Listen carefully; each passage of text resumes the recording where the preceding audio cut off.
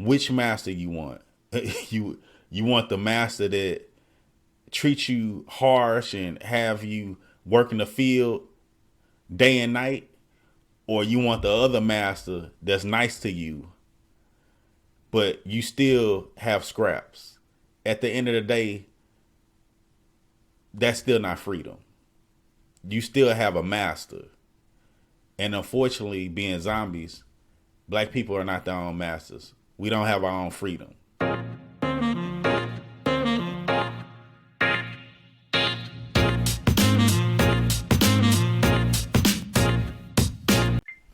Greetings. Welcome to Context is Everything. Today I want to talk about zombies. Now, I'm not talking about zombies you usually see in Hollywood movies. I'm talking about the zombies among us. The zombies that exist within the black community. The black community itself.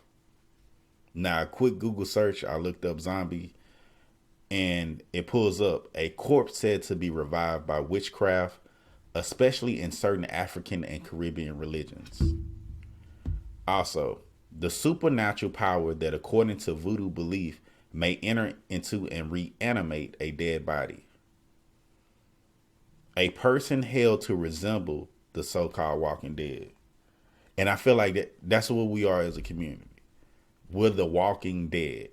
Zombies walking all around us. You can hear them coming.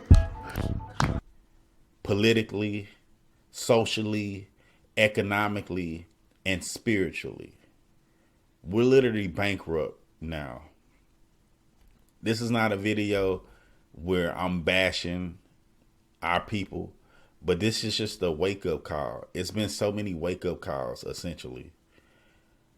And that's what we are. When we touch on politics, all we do is vote Democrat. All we do is vote Democrat. We voted for Obama. We voted for Bill Clinton. And he locked us up. Well, look, I supported the crime bill. My husband has apologized. He was the president who actually signed it.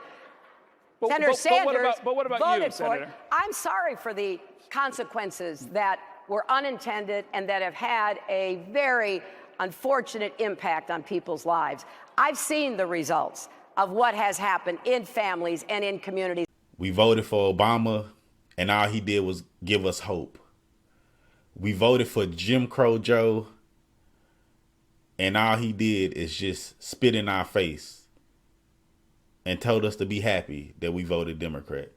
Now, this is not a video where I'm bashing Democrats and I'm a Republican, because I'm not. I'm neither.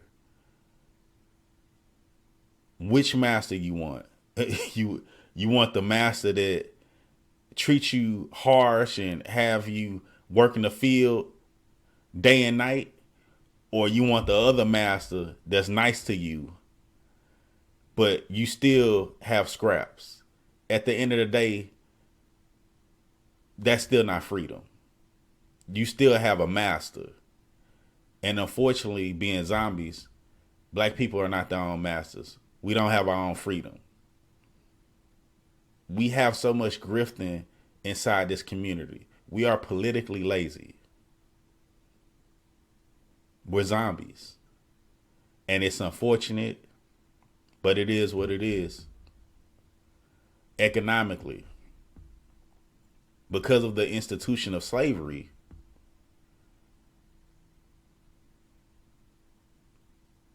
we've been bankrupt. We don't have any wealth. Tone and Yvette actually talk about this all the time. It's ADOS, American Descendants of Slaves. We have no economics. We have no wealth. All the wealth is gone. And what we mistake is we mistake the few celebrities, which are minorities within our community, and we see them and we see their wealth, and somehow we associate and connect that we're wealthy, or that we're all wealthy as a community. That's not our reality. Let me ask you a question. How many people you know that's doing really good? Really good. And when I say really good, they have minimal debt. Their home is paid off. They have a healthy retirement fund. And they can send their kids off. And they're building generational wealth. I don't see that many people in the community. There are people in the community. But what I'm saying is that's in the minority. That's zombie-like. We're zombies. Let's go socially. What happened? We are morally bankrupt. Look at our youth. Our youth have no respect. Our youth has no direction. Our youth has no legacy. Our youth has no purpose. And remember, I'm generalizing right now, but this is our reality. This is what we're seeing. Look at black boys. Look at black girls. How many black boys you see emulating these entertainers, these rappers? They want to be gangsters. They want to do it. They want to do everything except be educated, be smart, be intelligent. Women, our young ladies. How many do you see that now actually want to be IG models? We have no direction. And I'm not just blaming the youth. It's also with parenting. Ever since the nuclear family dissolved, we're stuck in single households. And when I say single households, I know a lot of times people instantly think, oh, the black single mother. But let's not hold all the cards on the black single mother, because it takes two. So you need a father. What happened to the father? When was it socially okay to step away, to opt out of fatherhood? And we're opting out of fatherhood at high rates, high amounts. Let me ask you this question. How many black people you know in your ecosystem that either don't know their dad, never spoke to their dad, or has a fragmented relationship with their father? Let's talk about the family. And this derives from slavery too. We suffer in silence. We suffer in pain. How many people you know have held on to a secret or have held on to something that was very painful to them, and they never released it until they left the earth? Black people in this country have a whole other set of circumstances that impact on our pain. We either internalize it and we have major illnesses, hypertension, heart disease, cancer, or it comes out. We'll self-medicate with drugs, alcohol, food, and sex, gambling, working 24/7, and they're hurting. We're normalizing dysfunction. We've normalized dysfunction in the black community. We're walking dead once again. See, a zombie can't feel. A zombie does consume. Let's talk about consumerism right quick. Now, in fairness, Americans, we don't build, we don't create. All we do is consume. We're like Pac-Man. We just keep consuming. But with that being said, we can't afford to consume. We don't have any wealth. We have no wealth. So I'm looking at it and I'm thinking, we love buying Gucci. We love buying Burberry, Fendi, all these European designers who don't actually care about us. Again, we're zombies. Because you could punch a zombie and the zombie still can be walking. How many times have these European designers punched us, kicked us, spit in our face, and yet we still help them build their wealth? We are the influencers. We are the originators. But at this point, I can't tell. I don't know what's going on. I mean, I know what's going on, but do we know what's going on? Because again, zombies are not conscious. They're not connected. And I'm looking at this and I'm like, what's going on socially? How do we talk to each other? I remember I was on vacation and I saw this brother. I was laying down, at a resort, and, he was mean mugging me. And, when he passed by, I was like, hey, what's up, brother? And he just, the whole load just changed. His whole disposition changed. And, it's like, hey, what? And we started chopping it up right quick. But think how many times within our community that we do that. We don't speak to each other. Hey, good morning. Hey, how you doing? It's nice to see you. Hey, you look beautiful. I like to see you smile. That's a foreign concept. Zombies don't speak. Zombies just consume. Zombies have to stay alive. And at this point, we're just surviving. We're not living, right? When you survive, that's the bare necessities. If I asked you when you were little or when you were coming of age or, a young adult, would you choose surviving or would you want to live? Most people will want to live. But a zombie just survives, right? A zombie goes place to place, and they're looking for a living functional organism. A zombie can't eat another zombie. A zombie needs a person with a host body that actually is living. And right now, as Black people, we're just zombies. As I think about this, as I look around, when I go to different places and, most people been in the hood. And when you look at the corner stores, you see addicts, right? And the reality is that is chemical, biological warfare, right? The crack epidemic. And we are still suffering from that. And then with the music industry ushering in new artists that promote and put value on the drug culture. We broke up the family. Think about that. You had the drug dealer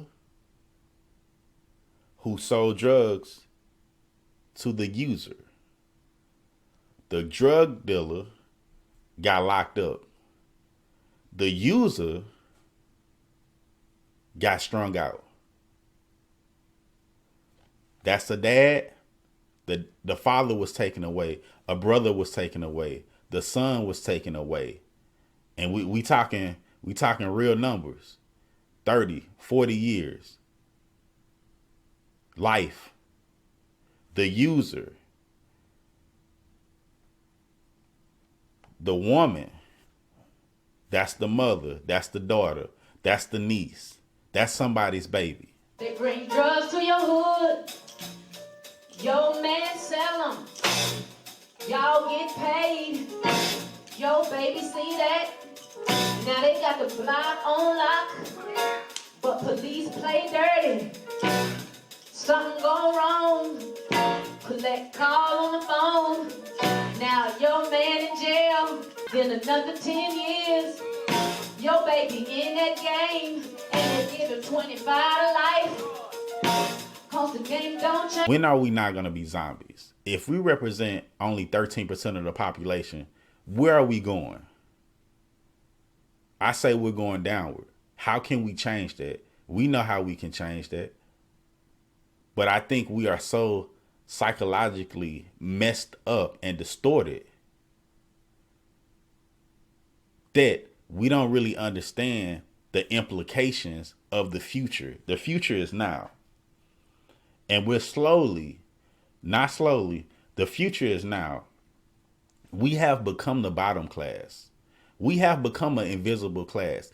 If we were a caste system, which America essentially is, we would We are the invisible class. We are the nobodies. We are the untouchables. And when do we wake up? When do we understand that? You know, I grabbed some food today, and I saw two brothers, and I was looking. One was like in his 50s, and I was like, damn, man, this man looked terrible. And I'm not saying that to put anyone down, but it was just all over his face, his disposition, his energy. He was just tired and drained, and it was like, Lord. And then I saw this other brother. I was like, damn, man, this man looked like Eddie Murphy in Vampire in Brooklyn. And I'm telling you, I'm not saying this to be disrespectful. This guy literally looked like this, or he looked like Pookie from New Jack City. And I was like, damn, this man was like a young man. He had to be in his 30s, his early 30s. But I can tell. You ever see some people and you like, damn, you don't have to ask how they doing. It's all over their damn face. You know they ain't doing good. You know they not doing great. You don't even have to ask that question. Zombies. And I say this, and I'm not being disrespectful. They look like zombies. And they internalize zombieism. They internalize that defeatist attitude. Now, I didn't know these individuals, but I'm telling you, that's the energy they gave off. And I think we need to wake up. Will we wake up? That's a hard pill to swallow. What are we doing with ourselves? We have normalized toxicity. I wonder how many of us have real valid friendships. How many of us have real relationships? How many of us value our family? Value true, real connections? That's another thing about zombies. Zombies just care about consuming. Zombies just care about eating their own food. If I'm a zombie and there's another zombie, I'm not sharing. And that's what we do in the black community. I got mine, I'm not sharing. I have wealth, I have knowledge, I'm not sharing. How many people you saw Sister Jenkins at the church or something, and she has a recipe, and Sister Jenkins, that's all she had, because Sister Jenkins don't have no wealth. Sister Jenkins will hold that peach cobbler recipe until she dies. We don't share. How many people, how many black professionals, whether young or old, has resources and knowledge of certain industries, and they could easily reach out and mentor certain individuals or groups? And how many want to charge you a fee, or the fee is so absorbent that, it's a deterrent? Like, man, like, I don't even want this information. But these same individuals, someone reached out and helped them. In the community, in certain positions, there can only be one. That's how we view things. And that's what zombies do. Again, we're very zombie-like. And I'm looking around, it's the living dead. How many times do we compliment each other? Again, going back to that, when I'm looking at certain women, oh, you look cute today. You look nice. When I'm looking at man, the hostility, the aggressiveness. I'm like, we're aggressive to each other versus being aggressive to other people. We're zombies. Lastly, I know this was a rant, but I wanted to talk about the black church. A zombie is draining. Again, consumerism. Now, I'm not trying to disrespect the institution of the black church, but let's just be honest. Ever since looking at the 60s, the black church made a pivotal, major political and social push as it relates to human rights, equity, right? Social standards, social living standards. That's how the black church actually became that's how the black church actually became a strong institution. I'm just seeing too many mega churches, and I'm not pocket watching anyone, but what I want to say is, I'm noticing, how did church become a business? When did we start entering into this prosperity preaching? Man, I'm okay with a pastor and a pastor family, you know, having a nice home, you know, but where we at now, we have thousands of people sitting within a congregation, and the pastor has 3 or 4 cars, if not a jet, if not a helicopter, if not nice linen. And these people who have no wealth, who are under the poverty line, or who are barely, we're talking about socioeconomic, we're talking about low, we're talking about working poor or working class, and giving their last for what? Zombie-like, right? I can give you my arm to eat, but after the arm, you want more. You want my whole body, right? Zombies walking all around us. You can hear them coming. This was just a rant. Man, look, get into the comments. Y'all let me know. Please like and share.